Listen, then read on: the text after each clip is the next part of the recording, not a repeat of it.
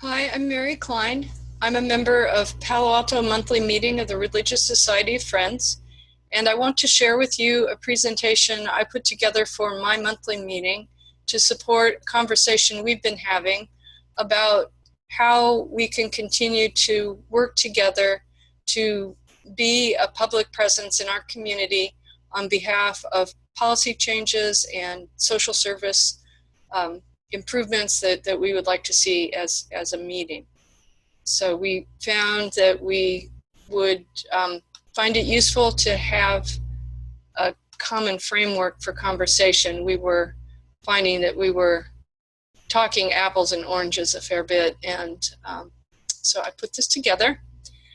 This is a presentation that I'm calling Strategy and Spirit, and it is a, a map of concepts for looking at ways of getting from the world as it is to the world as it should be in the context of a Quaker point of view. So there's two questions at play here, one concerning strategy and one concerning spirit. The first, strategy, is a question of what approaches to social change exist now and seem viable to us, and which seem less viable, and which seem most viable, and then which ones call to us. So regardless of whether something seems like it would be effective, it might not be the action that has my name on it or that has my meeting's name on it. So what are the contributions that we are uniquely called to make among the ones that seem effective to us? So it's pretty typical in talking about social change to talk about the world as it is and the world as it should be as the path that we want to embark upon from what is to what should be. So as Quakers, the Friends Committee on National Legislation has put together a nice vision statement that's pretty all-encompassing, that is a good kind of anchor, or guide star maybe would be a better analogy to aim towards. So a world free of war, of equity, of fulfilled potential, and an earth restored. If you take the counter of that and see where we're falling short right now in all those different areas, you're going to see a world that's based on might makes right rather than one that's looking for a beloved community, and a world that's organized around war and militarism, racism, economic injustice, habitat destruction. That set of unfortunate realities is held in place by what is typically called the pillars of support, the institutions and social structures that are the vehicles that hold the status quo in place. It's typical that when societies go through transformative changes, that a key step in that transformation involves individuals who are employed or devoted to, for whatever reason, these various pillars of support of the society: the business community, the police, the religious institutions, the schools.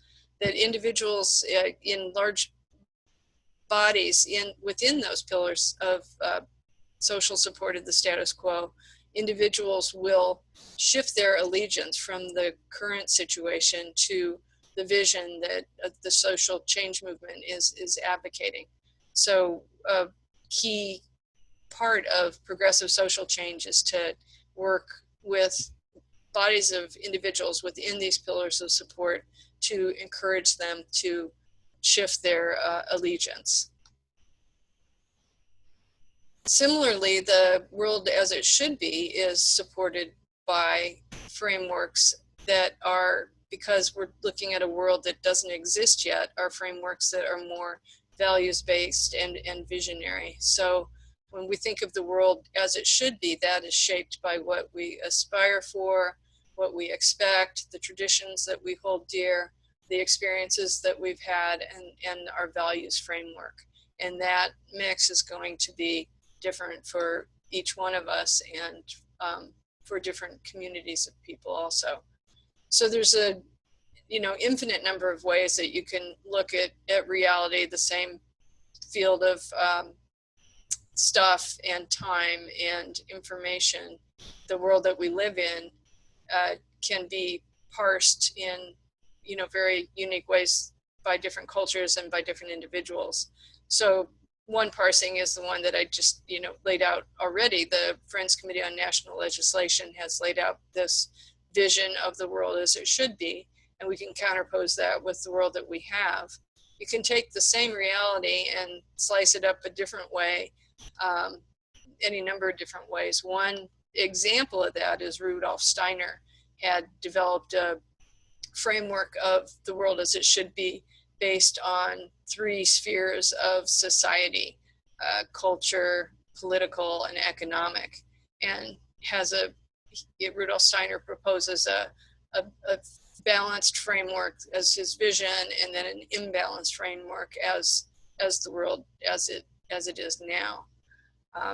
Another pair of framings of reality is proposed by Jonathan Haidt, who looks at core values that pretty much everybody holds unless there's something profoundly wrong with them: care for the weak, liberty, fairness, loyalty to the group, a respect for authority, and a respect for sanctity of what is holy.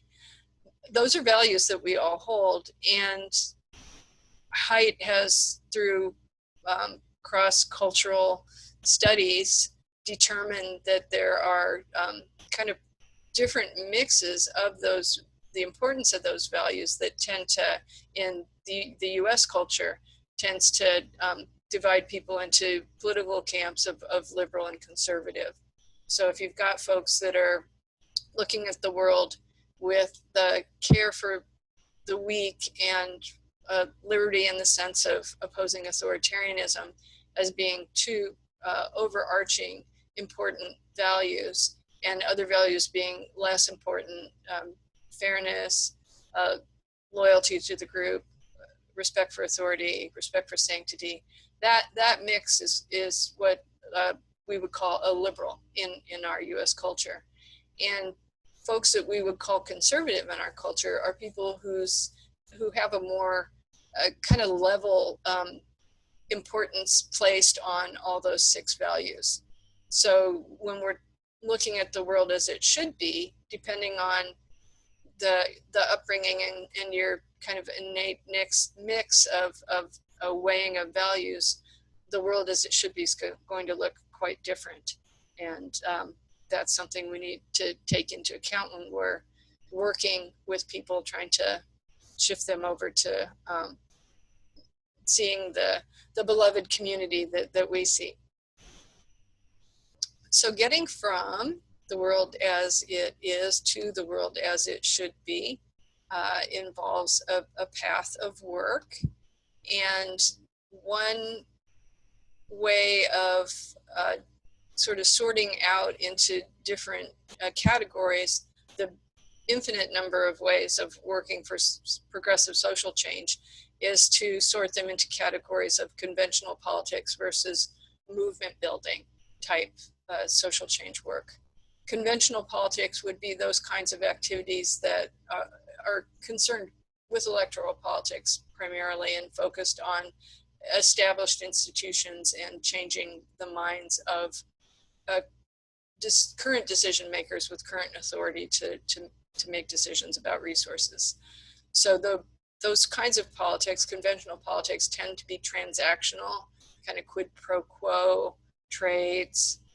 They focus on hierarchical aspects of power, the elite that are in a position to make changes, and changes made by influencing those elites.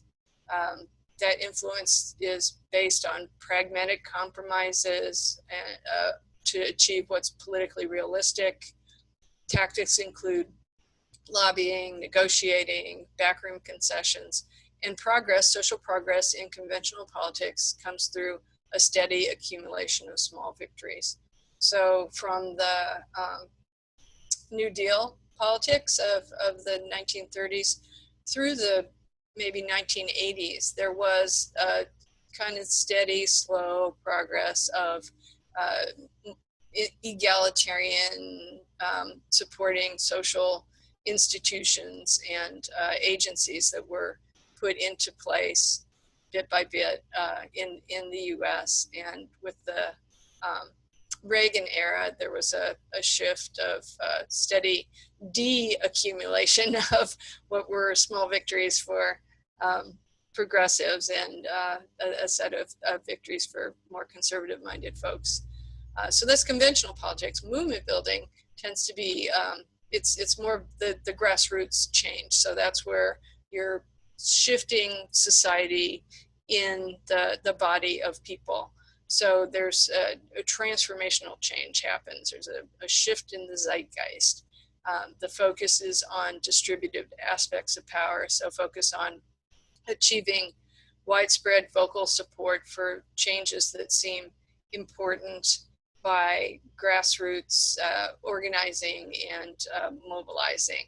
So the influence is based on finding ways of getting masses of the public who are necessary to keep the pillars of support of the status quo standing, getting mass withdrawal of cooperation from those institutions supporting the status quo. Tactics include boycotts, strikes, mass protests, civil disobedience, and movement politics tend to come in big dramatic cycles that then have long periods in between of seeming dormancy when the work is more behind the scenes and kind of solidifying gains and building building new institutions, so not as visible. As a Quaker, being engaged in any of these activities, there's some tensions that are particularly striking from a Quaker perspective. Conflict is a necessary component of social progress, and that tends to make most people uncomfortable. It's especially discomforting for Quakers because we pride ourselves in our ability to work for reconciliation and conflict resolution. So that's a tension that we hold when we engage in fighting for progressive change, is that it involves conflict, and conflict is not what we're typically about. Another tension that I've felt in these, working in public change settings is that messaging is critical. That simple emotional messages are going to define a situation and control the outcome. And Madison Avenue, politicians, you can think of many examples, I'm sure, where a pithy statement is going to sway the public point of view quite dramatically. And as friends, we're very intent upon avoiding misleading use of misleading words and manipulative emotional language. So there's a tension here of wanting to really be quite precise and thoughtful in the way we express ourselves. And at the same time, if we're going to get through to the masses of people that we would like to get through to, we need to distill our message down to something that's simple, and how to do that in a way that doesn't feel like it's manipulative or misleading is a challenge. So those are the kind of the broad strokes of getting from the world as it is to the world as it should be. The kind of nuts and bolts mechanics of who's doing what has been analyzed by Bill Moyer. Broke down organizations, progressive organizations, into 4 categories of roles of people who are necessary to keep the organization functional, and also 4 roles of organizations within a movement that are necessary for the movement to be successful. So we want a balance of all these things. We want advocates. We want folks that are, our lawyers and our lobbyists who can go in and talk directly with the elected officials in a language that is accessible and will make a difference. We need helpers. We need folks actually accompanying non-native speakers of English to appointments and translating for them. We need folks feeding each other and housing each other, and nurses caring for each other, and teachers teaching others. So that's necessary to achieve the beloved community. We need helpers. We need organizers. We need folks who are big picture thinkers, who can set agendas and plan strategies and set up phone banks and you know, do scheduling and agendas and just, you know, keep everything together.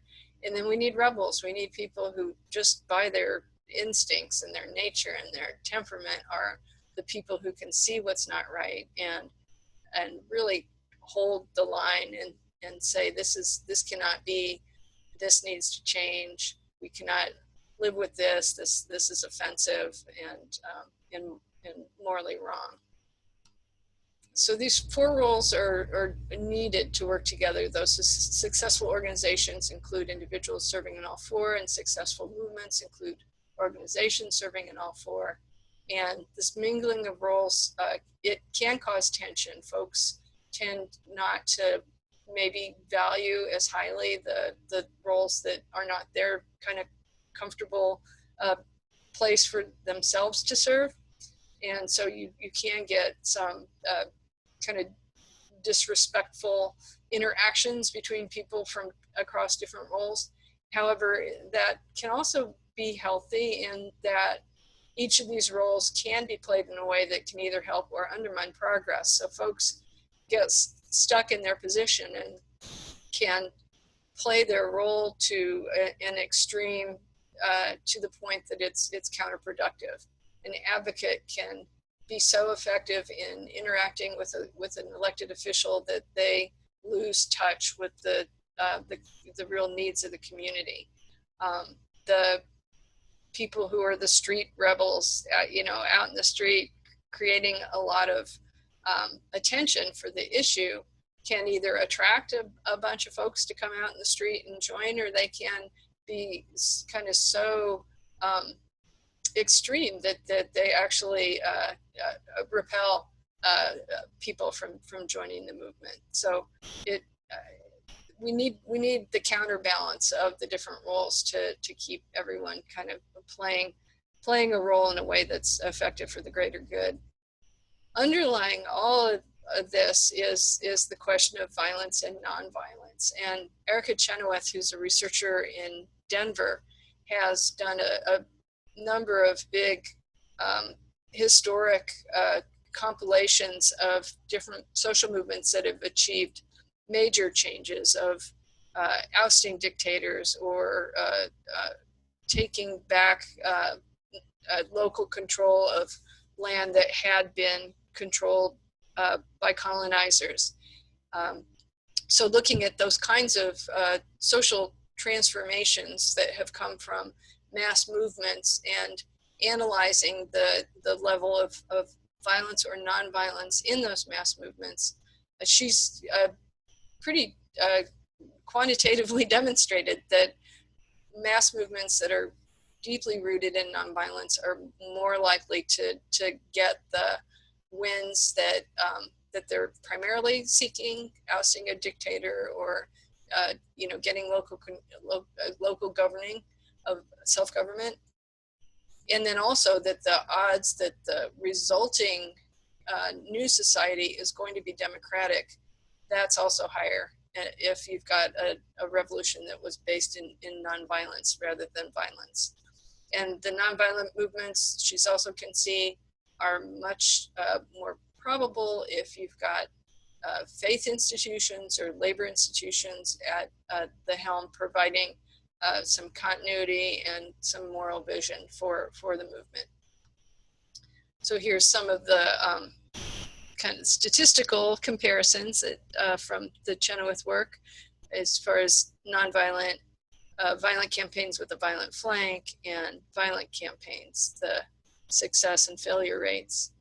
And here are some of her specific findings about the necessity of maintaining nonviolent discipline in a social change movement. I went through the Quaker organizations I could think of kind of quickly and sorted them out into the 4 categories of social change impulse. So this is what I came up with. For the category of organizing, I labeled it power building, because there are social change organizations that are about organizing as a good in itself, as an end in itself, of having a strong people's organization is a good in and of itself. So ACORN, Industrial Areas Foundation, the PICO Network, unions, co-ops are all organizing for organizing's sake. And then within that, people can seek the ends and the results that they want. The other 3 categories of organizations, advocacy, helping or educating, and kind of rebel organizations, or organizations that have missions that are more geared towards those types of end results. So Friends Committee on National Legislation is about advocating for policy at the national level. Friends Committee for Legislation in California is about advocating for public policy at the state of California level. Helping organizations, sharing world resources, provides micro grants to people who need them, etc. So these are a number of organizations out there that would be natural places for Quaker meetings to align themselves and support the work of those organizations. And which of those types of organizations feels most compatible to any particular given monthly meeting is an open question, and one that is worth asking yourselves as a community. I also just want to quickly look at the timeline of a mass movement, social change, that there will be stages, and different analysts break those stages down differently. I attempted to align a few different frameworks chronologically together here. So we've got times when things are not working, the status quo is not serving people's needs. I think in the US, particularly from the New Deal through the 1980s, there was some progress that was made that then eroded. So from the 1980s until now, we've really had a status quo that's been not going in a direction that's really served the vast majority of the people in the United States, and certainly even probably more so the global poor. So we're at a crisis point where the conditions are ripening for some social movement to take off and really take things in a new direction. So this is the point that we're at, where we can start thinking, is there a way that we can all come together in an organized way and really leverage some major change that is long overdue? And then, assuming that that is successful and happens, there will be then a period of time of regrouping and less obvious progress. And this is just a natural cycle of social movements. So the point that we're at now, I think, at least in my own monthly meeting, is trying to be smart about picking an issue that we can work on, that's something that we can have some success while we're being engaged and learning more about being political actors, civic actors in our broader world. So there's a distinction that's frequently made in social change work between problem and issue. A problem is something that is hard to handle, hard to move. An issue is something that has handles on it that you can move. So if you've got a big problem, like the US immigration system is broken, you can take that problem and cut pieces out of it that are issues. And some of those issues are going to be ones that will be good issues to work on. Some will not be good issues to work on. It's finding a really good issue is not an easy thing. It's worth spending time on. One issue, just as an example, in the immigration system is that there are absurdly too few visas and work permits compared to what is needed. Or if you say the problem is housing is too expensive, an example of an issue is that cities don't require enough developers to produce below market rate housing units. So those are examples of problem versus issue. The difference between a problem and an issue is that a problem's vague, it's not urgent, it's overwhelming. There's a lack of accountability in that you can't really identify who is responsible for the situation. And so therefore there's no clear next step to take, and the situation just feels paralyzing. An issue, if you can, out of a problem, cut an issue out to work on, you're going to be looking for something that's specific, that there are incidents that you can actually, stories you can actually tell with time and place and people, and it's immediate, so it's happening now to people we know. So an issue would be something that there's people in your congregation, in your family, in your neighborhood, that this is happening to them now, and that to be able to start from that point is such a stronger position to actually be able to change something than starting addressing a big problem like the immigration system is broken or war. So a good issue is also something that can be polarized. So even though shades of gray is the way reality really is, there's a good issue is one that there's some directionality, that it's clear that going in this direction is going towards the world as it should be, and staying with what is clearly not acceptable. So you want a good issue is one where there's a clear choice to be made, and there's also a clear responsible party, so that there's a individual or there's organizations, companies that you can talk to, and that it's winnable, in that you talk to these folks who are responsible, and that there actually is something that they could do, that there is a clear next step that you can ask people to, decision makers to make, and it will help move you towards the world as it should be. It might not get you all the way to where you want to be, but it's a step in the direction you want to go. In my meeting, we're really just wrestled with the question of the issue that we're going to focus ourselves on.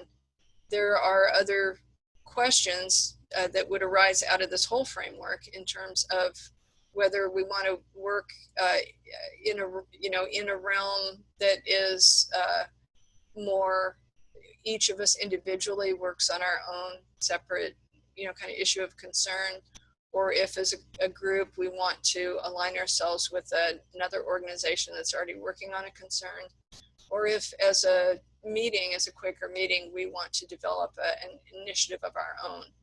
So that's kind of a question of just like how and who do we work with, and then are we more drawn to in the sort of conventional political campaign approach, or are we more drawn to a kind of protest movement style social change work? So those are questions we haven't really addressed with any finality at all in my meeting, but are questions that I think will eventually be grappling with, and then also the thinking about the roles of advocate, helper, organizer, rebel. How does the meeting that how does the meeting that you are part of feel like it would naturally kind of situate itself in the temperament of the people that are part of the meeting? Where would they situate most naturally? So that is a framework for considering how your meeting might like to be involved in the broader community as a meeting. And I hope that your meeting has successful conversations about how you might let your light shine out in the world that really needs it.